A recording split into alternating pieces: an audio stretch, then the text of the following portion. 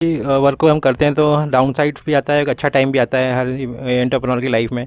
तो आपकी हम लाइफ में जानना चाहते हैं कि क्या ऐसे फैक्टर्स थे जो आपको मोटिवेट करते रहे और आप कंटिन्यूसली वर्क कर रहे हैं, और at this stage also you have started your own startup. तो क्या फैक्टर्स रहे मैम जिसने आपको मोटिवेट किया, थोड़ा बताएंगे? मेरी लाइफ बिल्कुल भी स्ट्रेट जैकेट नहीं थी। और मैं बहुत छोटी थी तो मेरे पेरेंट्स ने मेरी शादी कर दी थी, and fortunately that marriage did not work out. और वो शादी टूटने के बाद मैंने दोबारा पढ़ाई करी, बैंक में जॉब लिया। मैंने सोचा अब फैमिली का नहीं, अब खुद का अपना नाम बनाना है।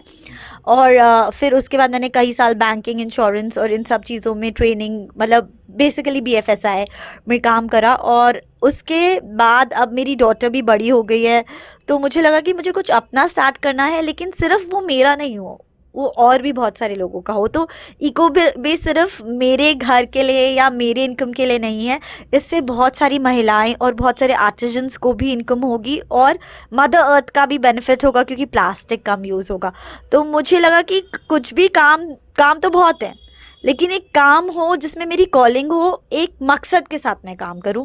इसीलिए मैंने इकोबे के लिए सोचा, क्योंकि लाइफ में इतने ठोकरे खाने के बाद मैंने देखा कि महिलाओं का सक्षम होना बहुत ज़रूरी है।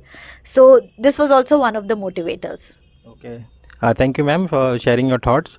और ऐसा कहा जाता है कि वुमेन अगर इंडिपेंडेंट होती है तो अगर वो अपना वो खुद का जो खर्चा है अगर निकाल लेती है, किसी पर उसको डिपेंड नहीं होना पड़ेगा, और इंडिपेंडेंट होकर वो डिसीजंस लेगी तो जो भी वो लाइफ में करना चाहते हैं, जो भी उनके सपने हैं, वो ड्रीम्स अपने पूरे कर सकते हैं। तो मैं भी जो हमारी वुमेन्स हैं जो इस इंटरव्यू को देखेंगे, उनको चाहूँगा कि वो अपने इंडिपेंडेंट खुद को रखें और अपने आप को इतना काबिल बनाएं कि वो जो उनके अचीवमेंट्स हैं, जो उनको सपने पूरे करने हैं, वो वहाँ तक पहुँच सकें और किसी के ऊपर डिपेंड ना होए। क्योंकि सोसाइटी में देखा गया है कि कई बार ऐसा होता है कि वो इंडिपेंडेंट नहीं होते, किसी ना किसी पे डिपेंड होते, तो कई बार वो अपने सपनों को पूरा नहीं कर पाते हैं।